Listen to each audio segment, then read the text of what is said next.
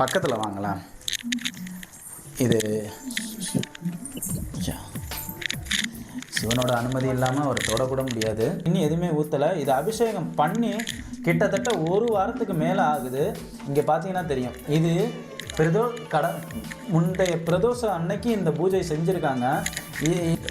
சிவலிங்கத்துக்கு மேலே நீர் சொட்டிக்கிட்டே இருக்கிற மாதிரி வடிவமைப்பு பண்ணியிருப்பாங்க. இங்கே சுயம்பா உருவாகி இருக்கிற இந்த சிவலிங்கத்துக்கு மேலே ஒரு அற்புதம் என்ன தெரியுமா?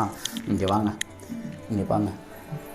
எந்த ஒரு கல்லுலையுமே நீர் பார்த்திங்கன்னா ரொம்ப நாள் இருக்காது, உறிஞ்சிரும். இதில் பாருங்கள், இதில் இப்போ மட்டும் இல்லைங்க, எப்போதுமே இதில் நீர் இருந்துக்கிட்டு அவங்களும் தொடச்சி எடுத்துடுறாங்களா.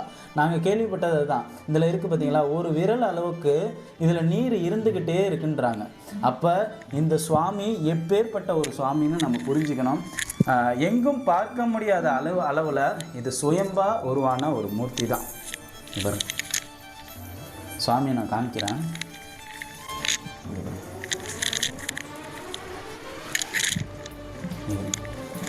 சிவா இப்போ இது பூஞ்சையெல்லாம் இருக்குது. இதெல்லாம் பூஞ்சை தான். இங்கே பாருங்க, இதெல்லாம் பூஞ்சை. இந்த சுவாமியை, இது போன்ற சுவாமியை நீங்கள் எங்கேயாவது பார்த்துருக்கீங்களா? சுயம்பா உருவான அற்புதமான ராஜேந்திர சோழனால் கட்டப்பட்ட அற்புதமான ஒரு கோயில் இந்த நிலையில் இருக்கிறது. அனைவருடைய கண்ணிலையும் கண்ணீர் தான் வரும்.